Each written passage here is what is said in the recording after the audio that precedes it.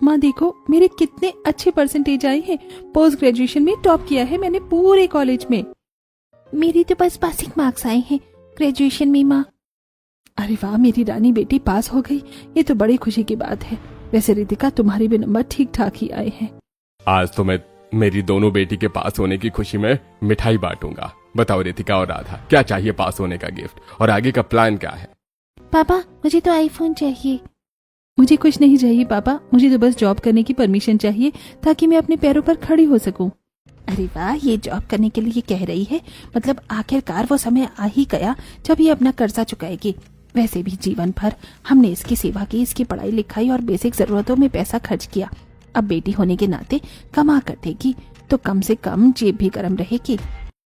हाँ हाँ बेटी, क्यों नहीं, तू कर सकती है जॉब। मुझे तो लगा था आप नहीं मानेंगी माँ। क्यों नहीं मानूंगी, मेरी बेटी जब आगे कुछ करना चाह रही है तो मैं हमेशा सपोर्ट में ही हूँ। रही बात घर के कामों की तो वो तो तू और मैं मिलकर कर लेंगे, और राधा भी तो है। ठीक है माँ। मंजू जी ने अपनी बड़ी बेटी रितिका से कभी ढंग से बात तक नहीं की थी। रितिका अपनी पढ़ाई भी करती थी और घर का काम भी, लेकिन आज नौकरी की बात आते ही मंजू का बर्ताव अचानक से बदल गया। रितिका बड़ी बड़ी कंपनियों में जॉब के लिए अप्लाई करती है, इंटरव्यू देती है और खुशकिस्मती से कुछ ही दिनों में उसकी नौकरी एक मल्टीनेशनल IT कंपनी में लग जाती है। माँ मेरी नौकरी लग गई है, ये लो मिठाई। इतनी महंगी मिठाई कहाँ से आई? अभी तो तू ऑफिस भी कहीं नहीं है। जॉब स्टार्ट करने से पहले 5% एडवांस सैलरी मिली है, उसी से कल से ऑफिस जाना है माँ। ठीक है कोई बात नहीं, बस हाँ सुबह जल्दी उठकर घर साफ करके चाय नाश्ता और बाकी काम कर देना, फिर आराम से चली जाना। लेकिन माँ, तो तू क्या चाहती है कि तेरी बूढ़ी माँ ये सब करे? अब मेरी भी उम्र हो रही है, आराम चाहिए मुझे भी। ठीक है माँ, मैं कर लूंगी। रितिका सुबह जल्दी उठकर घर की साफ सफाई करती है और फिर नहा धोकर चाय नाश्ता बनाकर टेबल पर लगा देती है। तभी मंजू वहां आती है। खाने में क्या बना रही है रितिका? माँ आपने तो कहा था मदद कर दोगी, इतनी सुबह खाना कौन खाता है? अभी बनाऊंगी तो ऑफिस के लिए देर भी हो जाएगी। इसीलिए घर की लड़की को नौकरी नहीं करने देते। अभी तक ऑफिस गई भी नहीं है, पर लग गए हैं छछुंदर के। खाना बनाकर जाना वरना ठीक नहीं होगा। रितिका माँ की बात से परेशान हो जाती है। 8:30 हो गए हैं, 10 बजे का ऑफिस है, आप क्या करूं? रितिका जल्दी से एक ही कुकर में दाल चावल लगाती है और सब्जी रोटी बनाती है और जल्दी से तैयार होकर ऑफिस के लिए जाने लगती है। सुबह से काम में लगी रितिका ने नाश्ता तक नहीं किया था। वो ऐसे ही भूखी प्यासी ऑफिस चली जाती है ताकि पहले ही दिन वो देर से ऑफिस न पहुंचे। वहीं मंजू और राधा सारा दिन घर में खाती पीती हैं, गंदगी मचाती हैं। जो सामान जैसा रख दिया गया वैसा ही पड़ा है। वो एक काम नहीं करती, सारा दिन सोती हैं। शाम में जब रितिका घर आती है तो अच्छा हुआ रितिका तू आ गई, एक काम कर वो टेबल पर रखा रिमोट देना तो। राधा ये तुम खुद कर सकती हो, मैं अभी आई हूँ थक कर, सुबह से काम करते करते थक गई हूँ। एक दिन में मैडम मास्टराइन बन गई, थक गई हैं। अभी खाना भी बनाना है, मुझसे उम्मीद नहीं करना। अगर बाहर काम करना है तो घर का काम करके ही जाना होगा। तेरे ना रहने पर बाकी के काम वैसे भी मैं ही करती हूँ। रितिका माँ की बात का कोई जवाब नहीं देती। वहीं वो देखती है कि पूरे घर में पसरा फैला हुआ, झूठी थाली, ग्लास, टेबल पर खाए हुए फ्रूट्स के छिलके और पूरे घर में खिड़कियों से आई धूल मिट्टी। वहीं मशीन के पास धुलने के कपड़े और किचन में ढेर सारे झूठे बर्तन। ये देखकर रितिका का दिमाग खराब हो जाता है। जल्दी जल्दी सारा काम निपटा कर खाना बना लेना रितिका बेटी, बहुत भूख लगी है। हाँ माँ, इतना सारा काम है, राधा को बोल दो थोड़ी हेल्प कर दे। राधा क्या इस घर की नौकरानी है जो मदद करेगी? चुपचाप सारा काम कर, और आज खाने में मटर पनीर, पुलाव और पराठे बनेंगे। जिसके बाद मंजू जी अपनी बेटी के साथ टीवी पर सीरियल देखने लगती हैं और रितिका पूरे घर का काम निपटाने लगती है। रितिका पूरे दिन का काम ऑफिस से आने के बाद करती है और फिर सभी के लिए बढ़िया सा खाना बनाती है। जिसके बाद सबको खाना खिलाकर फिर से देर रात में बर्तन धोकर सो जाती है। सुबह जल्दी उठकर काम करके ही जाना ऑफिस, समझी? ठीक है माँ। अब रितिका रोजाना ऑफिस जाने के पहले घर का सारा काम करके ऑफिस जाती है और ऑफिस से आने के बाद फिर से घर के सारे काम निपटाती है। ऐसे ही दिन बीत रहे थे। एक दिन रितिका को ऑफिस से आने में रात के 10 बज जाते हैं। मंजू गुस्से से लाठी लेकर दरवाजे पर खड़ी थी। माँ आप यहाँ क्यों खड़ी हैं? देखो जी कैसी लड़की है ये, देर रात आकर शरीफ बन रही है। कहाँ मुंह काला कर रही थी? कल मुही ऑफिस जाने के नाम पर रात को 10 बजे ऑफिस से आया जा रहा है। देर रात तक कौन सा ऑफिस चालू होता है? माँ ओवर टाइम कर रही थी, अर्जेंट प्रेजेंटेशन देनी थी इसीलिए। माँ पक्का रितिका का इसके बॉस से चक्कर चल रहा है, वरना आफ्टर ऑफिस कौन इतनी देर तक काम करता है? हाँ सही कह रही है तू। एक तो जब से कमाने लगी है अपनी कमाई पूरी देती भी नहीं है, आधी कमाई अपने पास रखकर पता नहीं क्या करती है।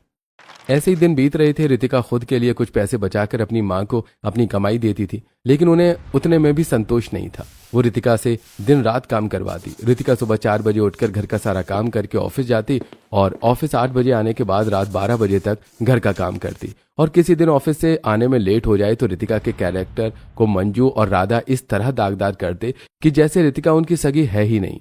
गणेश जी को रितिका का दुख दिखता तो, लेकिन बीवी के डर से वो कुछ कह नहीं पाते। ऐसे ही एक दिन, मंजू, मुझे रोज रोज तुम्हारा दुख देखा नहीं जाता। कैसा दुख जी? यही जो तुम रितिका की इतनी चिंता करती हो, और वो है कि कुछ समझती ही नहीं। वही तो, मैंने उसे ऑफिस जाने की परमिशन दी ताकि वो अपने पैरों पर खड़ी हो सके, और साथ में मैंने उसे घर के काम के लिए कहा कि वो दोनों चीजें बैलेंस कर सके, ससुराल में उसे ताने न मिले, लेकिन वो समझती ही नहीं। मंजू, अब रितिका की शादी की उम्र हो गई है। मैं सोच रहा हूँ कि उसकी शादी कर दें। देखो, कोई गरीब घर देखकर रितिका की शादी कर दो। ज्यादा अमीर घर का लड़का देखने की जरूरत नहीं है। अगर लाखों का दहेज मांगेगी तो कहाँ से दूंगी? वैसे भी मेरी राधा की भी शादी करनी है। हाँ, मैं सब समझता हूँ। मैंने एक लड़का देखा भी है, गरीब है लेकिन मिडिल क्लास लोग हैं। 3 कमरे का छोटा सा घर है और बहुत अकड़ू सी सास है।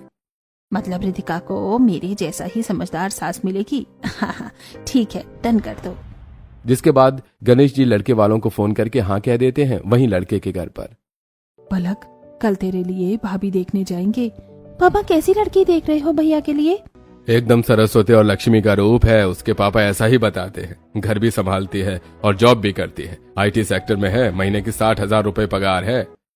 हमारे करण की भी तो 70 है।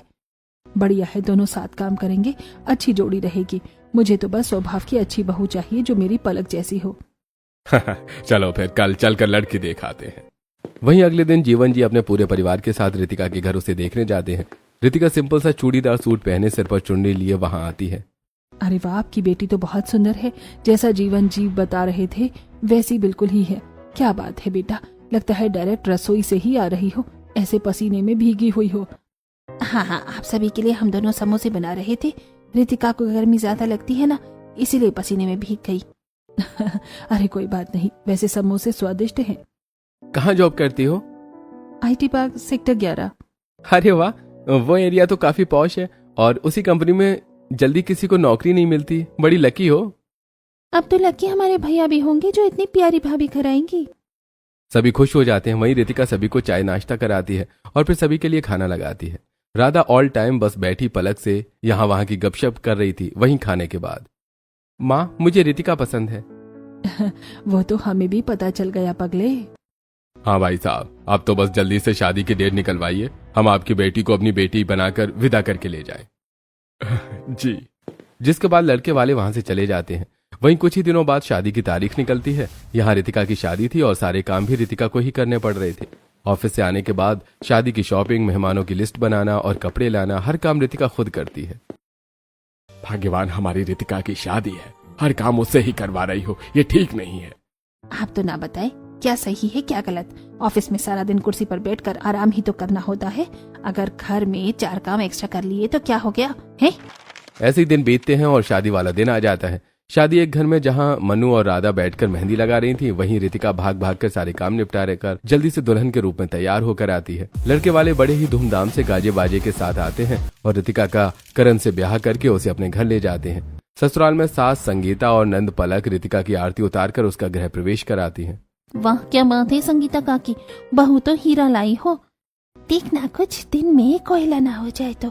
अच्छी दिखने वाली लड़कियां बड़ी खतरनाक होती हैं। सब तुम्हारे जैसी नहीं होती ना सुजाता बहन। कुछ अच्छा नहीं तो बुरा तो मत ही कहो। बहू, ये सब पड़ोसने हैं और ये मौसी, चाची और बाकी रिश्तेदार। पलक, जाओ भाभी को कमरे में लेकर जाओ। जी माँ, अभी लेकर जाती हूँ। पलक रितिका को कमरे में लेकर जाती है और कुछ देर बाद जब करण कमरे में आता है तो, पलक, माँ, कहाँ हो आप लोग? करण की आवाज पर दोनों वहां आती हैं। क्या हुआ? बता, ऐसे क्यों चिल्ला रहा है? रितिका कहाँ गई?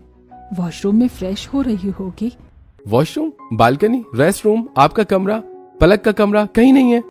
अभी कुछ देर पहले ही भाभी को मैंने कमरे में छोड़ा था, अचानक कहाँ चली गई? सभी को रसोई से बर्तनों की गिरने और टकराने की आवाज आती है। सभी भागे भागे रसोई में जाते हैं जहाँ रितिका शादी का बचा हुआ खाना छोटे बर्तनों में रखकर बड़े भगोने और कढ़ाई खाली करके मांजने जा रही थी। अरे बहू, ये क्या करने जा रही है? माँ जी, डांटना नहीं, वो क्या है ना, मुझे नहीं पता कहाँ मांजना है। आपका हो तो यहाँ नहीं, मैं आंगन में ले जाकर ये कढ़ाई भगोने धुल देती हूँ। किसने कहा तुझे ये काम करने के लिए? माँ जी, मैं ही मायके में पूरा काम करती हूँ, शादी का भी, तो इसलिए मुझे लगा यहाँ भी। पगली, आज तेरा दिन है, आज तेरी शादी हुई है, तू घर की नई बहू है। बहू, तू क्यों काम करेगी ये सब बता? हम बेटी ब्याह कर लाए हैं, नौकरानी नहीं। जा तू कमरे में आराम कर, इसे धोने के लिए केटरिंग वाले हैं, वो धोकर अपने बर्तन ले जाएंगे।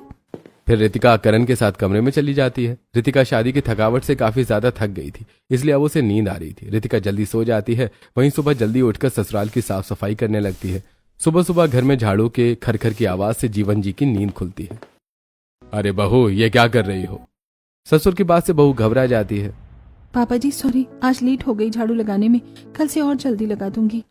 अरे बेटा, सुबह के 5:30 बज रहे हैं और ये कोई झाड़ू लगाने का समय है? जाकर सो जाओ। आराम से 8 बजे झाड़ू लगेगा और नई बहू हो, घर का काम करने की अभी से जरूरत नहीं है।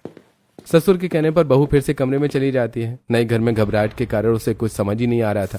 वो नहाकर तैयार होकर रसोई में जाती है, जहां संगीता जी और पलक भी आ चुकी थी। अरे वाह, मेरी बहू रानी कितनी प्यारी लग रही है।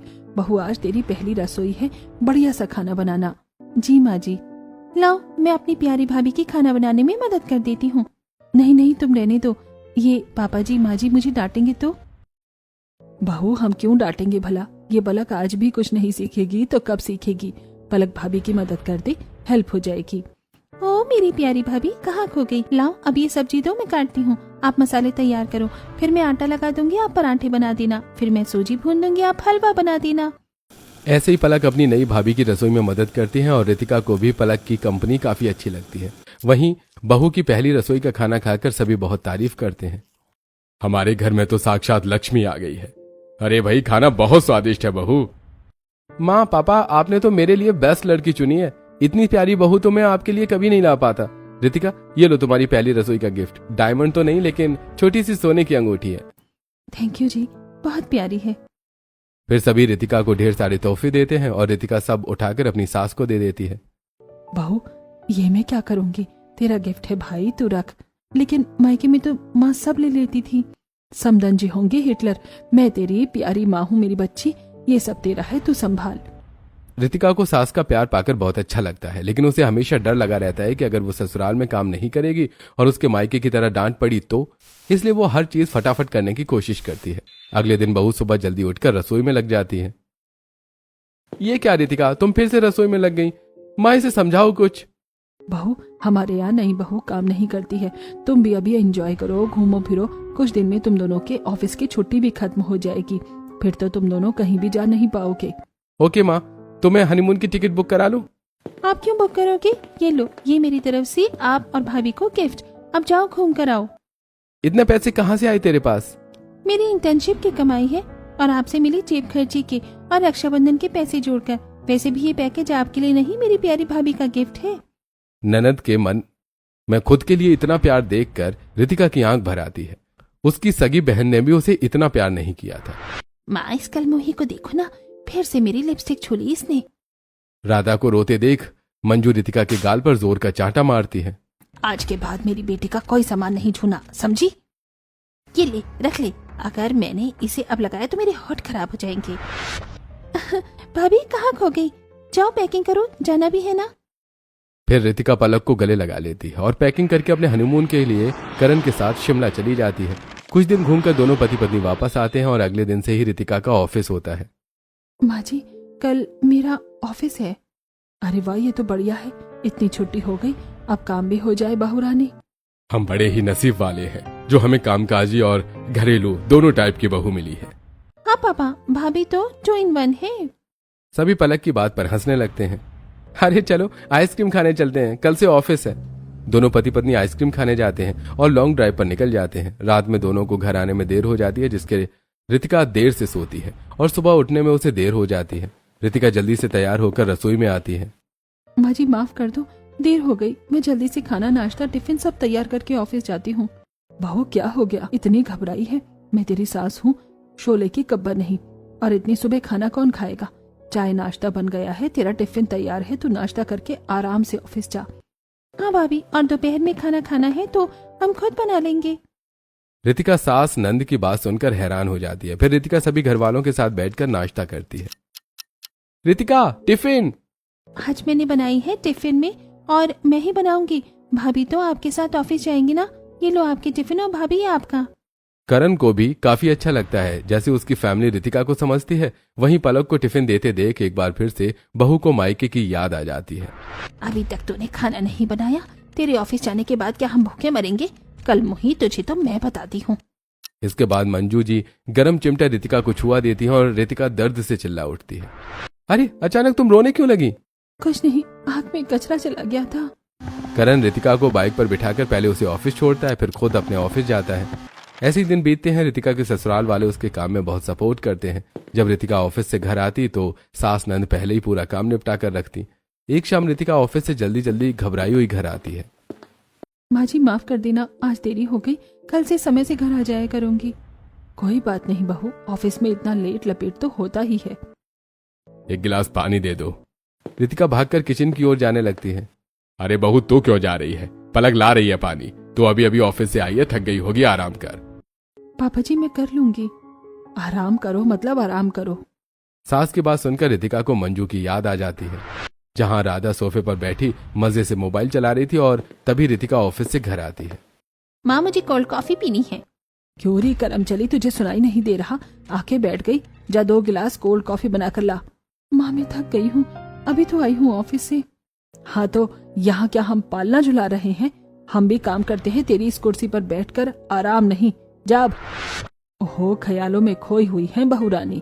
लो चाय पियो, अब खाने की ड्यूटी तुम्हारी। जी माँ जी। चाहे कितनी भी अच्छी बन लो, आ गई उसी बात पर कि अब पूरे दिन का काम मैं करूं और फिर खाना बनाऊं। रितिका चाय पीकर रसोई में जाती है तो देखती है कि पूरी रसोई साफ है। सास ने सब्जियां काटकर मसाले निकालकर पहले से रख दिए हैं। भाभी मैंने आटा भी लगा दिया है, बस सब्जी छौंक कर आपको रोटी सेकनी है। दाल चावल माँ ने बना दिया। रितिका को ससुराल वालों का इतना प्यार और एफर्ट्स देखकर रोना आ जाता है। मैंने सोचा माँ जी भी मम्मी की जैसी ही है, लेकिन यहाँ तो सब कुछ अलग ही है। भाभी आप रोइए नहीं, आपको आपकी मम्मी की याद आ रही है। कल भैया आपको लेके जाएंगे, रोइए नहीं। नहीं पलक, मुझे तो बस सबका प्यार देखकर रोना आ गया। फिर रितिका सभी के लिए खाना बनाती है, जिसके बाद संगीता जी उसे बर्तन भी नहीं धोने देती और वो खुद बर्तन धोती हैं। माँ जी आप इतना काम क्यों करती हैं? मैं कहाँ काम करती हूँ, मैं तो इस पलक से करवाती हूँ। और बहू तू भी सारा दिन ऑफिस में काम करके थक जाती है। अब तुझसे घर और बाहर दोनों का काम तो करवा नहीं सकती ना। ये करण भी तो ऑफिस में काम करता है, पूछ इससे। घर में 1 गिलास पानी भी खुद से लेता नहीं है, बल्कि मेरी बहू तो काम भी करती है ऑफिस से आने के बाद। हाँ, अब बहू मिल गई तो बेटे का प्यार कम हो गया माँ। हमारे लिए तू, पलक, रितिका सब एक जैसे हो। जीवन जी और संगीता तीनों बच्चों के सिर पर हाथ रख देते हैं। ऐसे दिन बीतते हैं। संगीता और पलक दोनों रितिका के घर के कामकाज में बराबरी से मदद करती हैं और घर के कामों का बोझ उसके सिर पर नहीं डालती। वहीं ऑफिस के प्रेशर के कारण रितिका को कभी कभी ऑफिस से आने में रात के 10-11 बज जाते हैं। एक दिन रितिका देर रात 11 बजे ऑफिस से घर आती है। माँ जी माफ कर देना, बहुत देर हो गई है आज। मैं अभी खाना बना देती हूँ। खाना बना हुआ है, सबने खा लिया, तू बैठ, मैं खाना गर्म करके लाती हूँ। फिर संगीता जी गर्मा गर्म खाना करके लाती हैं और 2 प्लेट लगाती हैं। आपने भी खाना नहीं खाया? जब बेटी भूखी है तो माँ कैसे खाना खा लेती भला? फिर संगीता जी पहला निवाला रितिका को खिलाती हैं और फिर खुद खाती हैं। वहीं रितिका को फिर से याद आ जाता है कि कैसे जब वो देर से घर आती थी तो उसकी माँ और बहन उस पर गंदे लांछन लगाया करती थी। ऐसे कुछ दिन बीत जाते हैं और फिर एक दिन, ये संगीता काकी की बहू तो ज्यादा ही तेज है। हाँ मैंने देखा कैसे देर रात घर आती है। पता नहीं संगीता कैसी है कि कुछ कहती ही नहीं। मुझे तो इसके लक्षण ठीक नहीं लगते। सारी पड़ोसनें आपस में बात कर रही होती हैं कि तभी संगीता जी वहां आ जाती हैं। तुम्हारी बहू के बारे में बात कर रहे थे। देख लो बहू के लक्षण कुछ ठीक नहीं लग रहे हैं। 11 बजे तक बाहर रहती है, कुछ कहा करो। हाँ पता नहीं कहाँ कहाँ मुंह मारती होगी। एक तमाचा दूंगी ना सुजाता तेरे गाल पर, गाल सूज जाएगा। तेरा बेटा भी रोज रात के 12 बजे घर आता है, 3 लड़कियों को बाइक पर बिठाकर घूमता है। पहले अपने नालायक बेटे को संभाल। और दामिनी, तुम क्या कह रही थी? मेरी बहू हाथ से निकल रही है। तू जो रात के 10 बजे लोगों के घर में बर्तन धोने जाती है, क्या कहूँ, क्या करने जाती है देर रात लोगों के घर में? मैं तो बर्तन ही धोने जाती हूँ। मैंने थोड़ी ना देखा क्या करने जाती है। संगीता की बातें सभी पड़ोसनों के मुंह पर जोरदार चांट आती। वहीं बहू अपनी घर की खिड़की से यह सब देख रही होती है। उसे बहुत प्राउड फील होता है कि उसे इतना अंडरस्टैंडिंग और लिविंग ससुराल मिला है। कुछ ही दिनों में बहू की सैलरी आती है। अजी ये सैलरी माँ को दे देना। मैं क्यों दूं? तुम्हारी सैलरी है, तुम्हें देना है तो तुम जा कर दो। रितिका सास के कमरे में जाती है। माँ जी ये मेरी सैलरी पूरे 60,000 है। 10,000 मैंने अपने खर्चे के लिए रखे हैं। बहू ये पैसे भी तो तेरे ही हैं। अगर इमरजेंसी में जरूरत हुई तो क्या सास से मांगने आएगी? बेटी मेरे पास तेरे ससुर जी के पैसे हैं। रोज जेब ढीली करती हूँ और मेरी पेंशन भी तो आती है ना। मुझे क्या जरूरत पैसों की। मायके में तो मम्मी मेरे सारे पैसे ले लेती थी, लेकिन यहाँ वाली माँ को पैसों की जरूरत नहीं है। बस तेरे अपनापन, एकता और प्यार की जरूरत है। सास की बात से रितिका का मन भर आता है। संगीता जी रितिका की सैलरी नहीं लेती हैं। ऐसे ही दिन बीत रहे थे। ससुराल में रितिका की जिंदगी बहुत अच्छी हो गई थी। सब उसका ख्याल रखते और हर काम में उसकी मदद करते हैं। एक दिन, अरे रितिका बेटा, कितने दिन हो गए अपने पापा से मिलने भी नहीं आई। मिल ले बेटा, मेरी तबीयत खराब है। जी पापा, आती हूँ मैं इनके साथ। रितिका आज ऑफिस में काम है, तुम पापा से मिल लो। रात में मैं आता हूँ तुम्हें लेने। ठीक है जी। फिर रितिका अपने मायके जाती है और अपने पापा से मिलती है। अब कैसी है तबीयत पापा? ठीक है बेटा। तभी मंजू वहां आती है। और कल मोही यहाँ आराम से बैठकर अपने बाप से बातें करने लग गई है। चल खाना बना। हाँ माँ, अभी बना देती हूँ। रितिका रसोई में जाकर खाना बनाती है। वहीं हॉल में सोफे पर बैठकर राधा और मंजू टीवी देखते हुए पॉपकॉर्न और चिप्स खाते हैं, जिसके पैकेट हॉल में बिखरे पड़े थे। खाना बनाकर रितिका पूरा घर साफ करती है। अब आई ही है तो मेरी अलमारी साफ कर दे, बहुत दिन से बिखरी हुई है। और हाथ धोने के लिए ढेर सारे कपड़े पड़े हैं, इसके बाद वो भी कर देना। ऐसे ही जब से रितिका मायके आई थी काम में लगी हुई थी। न उसे खाना खाने का समय मिलता है, न ही वो चैन से अपने पापा के पास बैठ पाती है। मंजू और राधा सारा दिन उससे काम में उलझाई रहती हैं। और शाम में जब रितिका अपने घर जाने से पहले पापा के कमरे में जाती है तो, तेरी हिम्मत कैसे हुई यहाँ आने की? माँ पापा से मिलने तो दो, देखो उनकी तबीयत खराब है। हाँ तो मर तो नहीं गए ना। और वैसे भी अगर पापा से मिलना है तो इनके इलाज के पैसे दे। पूरे 2 लाख रुपए लगाए हैं मैंने इनके इलाज में। लेकिन माँ कैसे तुम पैसे? क्यों नहीं दे सकती है क्या? ठीक है मैं देती हूँ पैसे, आप पापा से मिलना तो दो। मंजू रितिका से पैसों की जिद करने लगती है और इसी में मंजू रितिका पर हाथ उठाकर उसे हाथापाई करने लगती है। रितिका अपना बचाव करते हुए मंजू को पीछे धकेलती है और मंजू आकर जमीन पर गिरती है, जिससे उसका गुस्सा फूट पड़ता है। मुझे पता था नागिन को दूध पिलाऊंगी तो कभी ना कभी तो डसेगी ही। और देखो आ गया दिन। अच्छा हुआ कभी मैंने इस अनाथ को अपनी बेटी के जैसे नहीं पाला, वरना ना जाने आज ये मेरा क्या करती। क्या मैं आप लोगों की बेटी नहीं हूँ? तू अनाथ है, हमारी कोई संतान नहीं थी इसलिए तुझे अनाथालय से लेकर आए थे। लेकिन अचानक से 2 साल बाद मुझे बेटी हुई। और जब खुद की औलाद हो तो किसी अनाथ को कोई क्यों ही पालेगा। मैंने तो बड़ी मजबूरी में तुझे साथ रखा, लेकिन कभी माँ जैसा प्यार नहीं किया तुझसे। अगर तुझे प्यार करती तो मेरी बेटी को कौन प्यार करता? रितिका मंजू की बात सुनकर रोई जा रही थी। बस करो भाग्यवान। तभी अचानक वहां संगीता और करण आ जाते हैं। नहीं नहीं, बोलने दीजिए समधन जी को। अरे आप कब आई? मेरी बेटी के बिना मेरा मन नहीं लग रहा था, इसलिए उसे लेने आई थी। लेकिन अच्छा हुआ आपका असली रूप देख लिया। चल बेटी, आपसे तेरा मायका और ससुराल सब एक ही है, यहाँ आने की कोई जरूरत नहीं है। इतना कहकर संगीता जी रितिका को वहां से ले जाती हैं। बेटी रोते नहीं है, मैं हूं ना तेरी माँ, तो चिंता मत कर। जैसे मेरे 2 बच्चे थे वैसे 3 हैं, और मैं तो हमेशा तुझे अपनी बेटी मानती आई हूँ। लेकिन मेरी तो वाइफ ही रहोगी तू। पगला कहीं का, बहू बेटी तो एक ही है ना। सभी हंसने लगते हैं। रितिका अपने ससुराल में अब मजे से काम करती है और ससुराल वाले उसे उसके करियर में आगे बढ़ाने के लिए काफी सपोर्ट करते हैं।